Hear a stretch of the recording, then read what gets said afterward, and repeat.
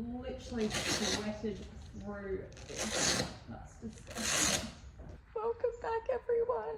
I decided I really wanted to get back into YouTube because I have a really exciting new thing happening in my life, and I really want to share it with you guys and vlog a lot more regularly. But I thought today was a good day to start because Flume, this sweaty mess, has just been to the vet because after he was broken in, I had this small hunch that he might have had ulcers from the breaking in process, or just from some point in his life, him having ulcers. So took him to get scoped in May, and yes, he had them. He had about grade 2 to 3 ulcers. So we put him on something which didn't really work for him. Got him re-scoped. He was somewhat worse in some ways, but also better in other ways. So he went on a different drug, and now he is completely cleared of them. So I can step him up again, and then unfortunately I will be looking to sell him at some point in the next couple of months, just because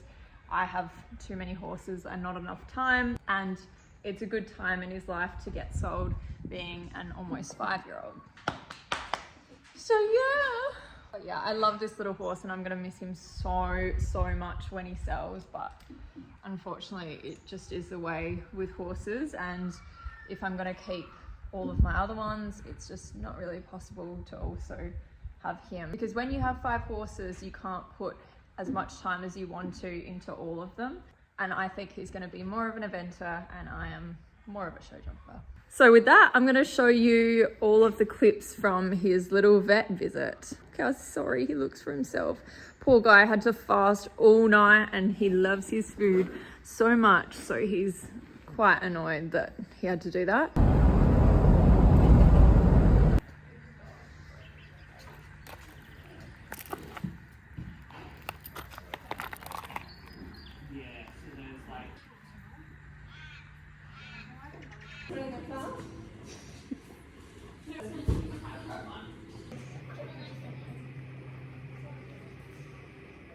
The syringe is floating around the car somewhere.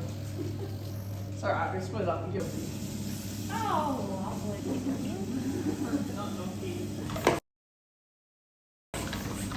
That's no worries at all. So yeah, we had these really nasty raised yellowish lesions there. Yeah, he was definitely a grade 1 squamous. He's a grade 0 now for his squamous. Yeah, and from when he was back in May.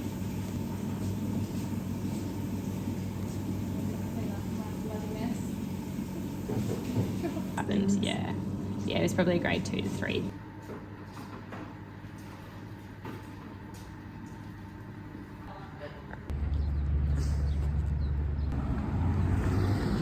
That is a lot of sweat. Look at it dripping down you. No. There's better food out here, mate. So I'm doing an analysis TikTok of all of my horses' wells today. So I'm taking photos of all of them. Look how similar Dexter's is to Clifford's. Like, they're very similar, except Clifford's is just a little bit higher, and Dexter's left one's a bit higher, whereas Clifford's right one's a bit higher.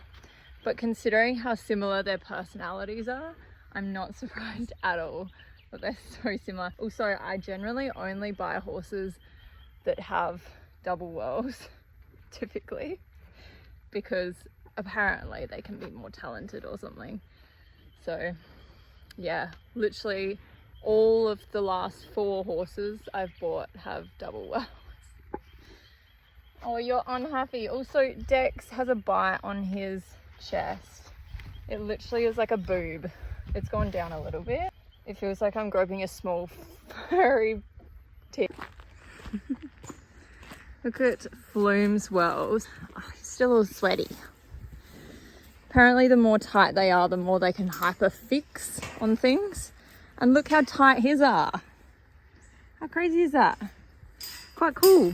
So I'm back from the post office. Just went and dropped off a bunch of orders from Black Friday. But I also went to my dressmaker or like seamstress because I needed to pick up a few things and drop off a few things, because it is, I will just say, it is absolutely elite having someone that I can just drop off clothes to quickly fix and stuff, especially when I've got a clothing business. Because for example, I have had 2 garments recently in the last month that I have suddenly realized their logo was put on upside down. So I had to get her to unstitch and then turn it around and restitch. It's great to have, like, for example, this, the button came undone. But for example, also things like this cute little crop top thing, one of the buttons pulled off, so it was a bit devo, but she put another 2 little buttons on, and I kind of think it's even cuter with these different buttons. So she did that, and then I went through a barbed wire fence with one of my pairs of leggings, like my HLH leggings, and so I got her to make them into little shorts. So now I've got little shorts. Still with the pockets though. Like, how good is that? And then she put another zipper on my jeans, my favorite pair of jeans. Here's my little cut off leggies. And then she put a new zipper on this play suit, which was kind of expensive, and I literally wore it twice and then the zipper broke. And so I was like, well, let's redo that. And this was the most expensive thing, and it was $40, but the total was $90. So she literally did all of that, as well as turned around a logo on one of my show jackets, and it was $90 for all that. Like, how good? So, you know, don't have to throw away the clothing. You can just take it to a seamstress if you find a good one, which it's kind of difficult to find, but eventually you do. And yeah, so good. So these 2 have spent today in the yards, mainly just so I could keep an eye on him, because he actually lost a fair bit of blood during the scope because something in his nose got nicked, and so he just bled and bled a lot. And it's also just good, I think, for her to learn to just be in yards, and even for him to just learn to be in a yard occasionally and be comfortable with it, because I found all of my horses that I haven't occasionally put in a yard, they're not very good when you go out to shows and they are in one or something like that. So yeah, sometimes they just get some yard time. I say like sometimes is literally like once every month or 2 months or something like that, especially for her because she's still a baby. Yes, it is the next day, and yes, I did forget to finish this video, but thank you guys so much for watching. I have 2 more really exciting videos for you soon about this new thing that's happening in my life. So I will see you guys super soon. Bye.